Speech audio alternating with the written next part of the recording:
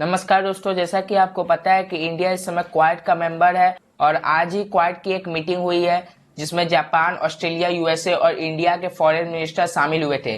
दोस्तों, आप यहाँ पे पिक्चर देख सकते हैं, ये इंडिया के फॉरेन मिनिस्टर एस जयशंकर और बाकी आपको जापान, ऑस्ट्रेलिया और यूएस के फॉरेन मिनिस्टर यहाँ पे दिखाई दे रहे होंगे। अब दोस्तों, यहाँ पे क्वाड का मेन मोटो क्या है आपको ये जानना चाहिए। ये जो क्वाड है यानी ये 4 नेशन का बना हुआ एक ग्रुप है जो एंटी चाइना ग्रुप है। एंटी चाइना ग्रुप मतलब ये जो ग्रुप है वो चाइना के खिलाफ है, वो चाइना की जितनी भी एक्सटेंशन पॉलिसी है उसे सपोर्ट नहीं करते। दोस्तों, जैसा कि आपको पता है कि चाइना ने हांगकांग पे कब्जा करके रखा है, तिब्बत में फालतू में कब्जा करके रखा है, इंडिया के साथ उसके रिलेशन इस समय सही नहीं चल रहा है, लद्दाख को कब्जा करना चाहता है। तो ये जो चाइना की एक्सटेंशन पॉलिसी है इसके खिलाफ 4 कंट्री सामने आए हैं, यूएसए, इंडिया, जापान और ऑस्ट्रेलिया, और इसे क्वाड ग्रुप कहते हैं और ये एक एंटी चाइना ग्रुप है। यहाँ पे आप देख सकते हैं 4 ग्रुप है और ये ड्रैगन है जो चाइना का सिंबल है, और यहाँ पे ये फोटो ये दिखा रहा है कि ये 4 कंट्री ये ड्रैगन के खिलाफ है।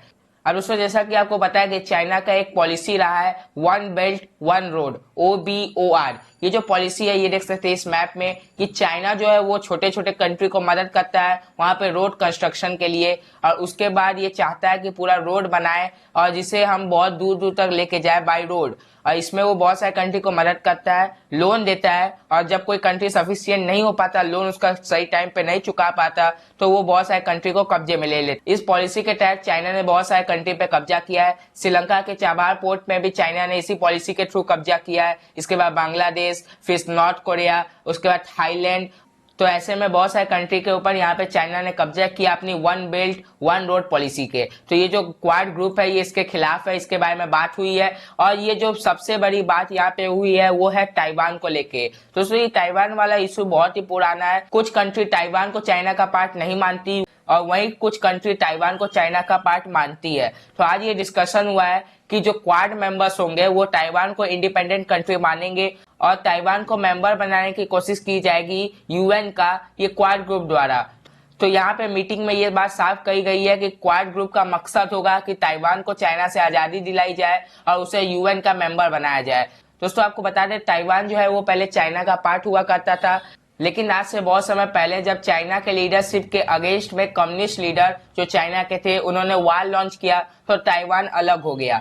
और उसके बाद जो कम्युनिस्ट लीडर हैं वो उस समय के लीडर जो थे चाइना के उससे वार जीत गए और कम्युनिस्ट लीडर को मेन लैंड मिल गया चाइना का। लेकिन उस समय से ताइवान अलग था, लेकिन चाइना हमेशा से क्लेम करता रहा कि ताइवान चाइना का ही एक पार्ट है, इसलिए उसे रिपब्लिक ऑफ चाइना के अंदर मानता है चाइना। और जो चाइना के दोस्त हैं वो भी ताइवान को एक अलग कंट्री रिकॉग्नाइज नहीं करते। तो दोस्तों, यहाँ पे स्ट्रेटेजी बनाई गई है आज की इस मीटिंग में। क्वाड के मेंबर अब से ताइवान को अब इंडिपेंडेंट कंट्री मानेंगे और इंडिया, यूएसए, ऑस्ट्रेलिया, जापान इन सारे कंट्री की ये कोशिश होगी कि ताइवान को यूएन का मेंबर बनाया जाए।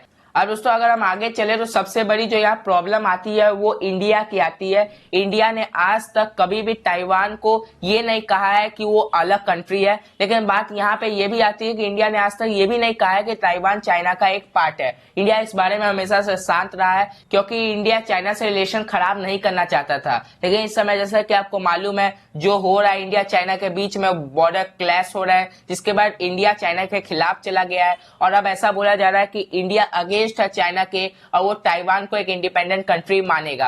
अब यहाँ पे देख सकते हैं, यहाँ द इकोनॉमिक्स टाइम्स का एक आर्टिकल है, इसमें ये लिखा है कि चाइना ने इंडियन मीडिया को कहा है कि ताइवान के नेशनल डे पे इंडियन मीडिया कोई भी कवरेज न करे ताइवान के ऊपर। अब दोस्तों, यहाँ पे खुला धमकी दिया गया चाइना की तरफ से इंडियन मीडिया को कि वो ताइवान के ऊपर कवरेज न करे। यहाँ पे आप देख सकते हैं, यहाँ देखिए regarding the so called fourth coming national day of Taiwan, यहाँ पे पहले बोल दिया सो कॉल्ड फोर्थ कमिंग। यहाँ से हमको साफ पता चल जाता है कि चाइना जो है वो ताइवान को कभी इंडिपेंडेंट नहीं मानता और ये चाइना बोल रहा है कि जो सो कॉल्ड यहाँ पे नेशनल डे आने वाला है ताइवान का उसे इंडियन मीडिया अपने न्यूज चैनल पे न दिखाए। अब दोस्तों, यहाँ पे जो है वो ताइवान की तरफ से भी एक बयान आया है। यहाँ दोस्तों आप यहाँ देख सकते हैं ताइवान के फॉरेन मिनिस्टर जोसेफ वू ने कहा है कि जो बीजिंग है यानी जो चाइना है वो इंडिया को एडवाइस न करे। इंडिया एक लार्जेस्ट डेमोक्रेसी कंट्री है और इंडिया एक इंडिपेंडेंट कंट्री है और इंडिया में डेमोक्रेसी का बहुत अच्छे से पालन होता है और चाइना जहाँ पे डेमोक्रेसी कुछ है नहीं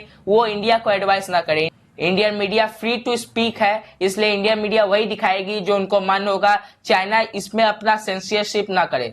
तो ताइवान की तरफ से ये कहा गया कि इंडिया एक बहुत ही अच्छा दोस्त है उसका। दोस्तों यहाँ पे आप देख सकते हैं हैशटैग ताइवान इंडियन फ्रेंड। यहाँ से ये जो फॉरेन मिनिस्टर है जोसेफ वो ताइवान के, वो कहना चाहते हैं कि ताइवान इंडिया एक अच्छा दोस्त है और इंडिया वही दिखाएगा जिससे ताइवान का फायदा हो। तो यहाँ पे लिखा है कि इंडिया चाइना को गेट लॉस्ट की रिप्लाई देगा और इंडिया मीडिया इस चाइना से डरने वाली नहीं है और वो वही दिखाएंगे जो उनको मन करेगा। यहाँ पे चाइना का कोई रूल नहीं चलेगा इंडियन मीडिया के ऊपर। तो दोस्तों अब यहाँ पे सवाल ये उठता है कि क्या इंडिया इस बार ताइवान के साथ रहेगा। आपको बता दें जो नेशनल डे है ताइवान का वो 10 अक्टूबर को होने वाला है। अब देखने वाली ये बात है कि क्या इंडियन मीडिया कवरेज करती है ताइवान के ऊपर, ये काफी इंटरेस्टिंग बात होगा। देखो जैसा कि हमको पता है कि इंडिया जैसा कंट्री कभी भी ना चाइना से दुश्मनी करना चाहता है और ना ही ताइवान से दुश्मनी करना चाहता है। इंडिया एक बहुत ही पीसफुल कंट्री है, वो हमेशा से चाइना से रिलेशन अच्छा बना के रखा था और आज तक उसने ताइवान के ऊपर कोई भी बात नहीं कही थी क्योंकि उसे लगता था कि कहीं चाइना बुरा ना मान जाए। लेकिन इस समय चाइना ने हद पार कर चुका है, चाइना ने इंडिया से दुश्मनी की है, इसके खिलाफ इंडिया एक्शन लेगा और इंडिया ताइवान को खुला सपोर्ट करेगा। और ये बात साफ है कि अगर इंडिया सपोर्ट करेगा तो ताइवान को एक अलग स्टेटस मिलेगा और इंडिया के पास ये पावर है कि वो ताइवान को एक अलग कंट्री को रिकॉग्नाइज करा सकता है, वो ताइवान को बहुत ऊपर पहुंचा सकता है। तो इंडिया एक बहुत ही बड़ा कंट्री है। तो दोस्तों मेरे हिसाब से इंडिया को ताइवान को सपोर्ट करना चाहिए क्योंकि यहाँ पे ताइवान एक काफी अच्छा दोस्त बन सकता है इंडिया का। यहाँ आप देख सकते हैं पिक्चर में कितना डेवलप कंट्री है यहाँ पे ताइवान। यहाँ ऊंची ऊंची बिल्डिंग आप देख के समझ सकते हैं कि कितनी ज्यादा डेवलप कंट्री है। तो यहाँ पे इंडिया को सपोर्ट करनी चाहिए ताइवान को क्योंकि इंडिया को ताइवान से भी प्रॉफिट हो सकता है, प्लस वो अच्छी कंट्री है तो उसे सपोर्ट मिलना चाहिए। दोस्तों आपकी क्या राय है कमेंट बॉक्स में जरूर कमेंट कीजिए। तो दोस्तों ये था एंड ऑफ दिस वीडियो। अगर आपको ये वीडियो पसंद आए तो वीडियो को लाइक कीजिए, चैनल पर नए हैं तो चैनल को सब्सक्राइब कीजिए और इस वीडियो को ज्यादा से ज्यादा लोगों तक शेयर कीजिए ताकि इन्फॉर्मेशन सभी तक पहुंचे। दोस्तों अपना बहुमूल्य समय देने के लिए धन्यवाद। जय हिंद, जय भारत।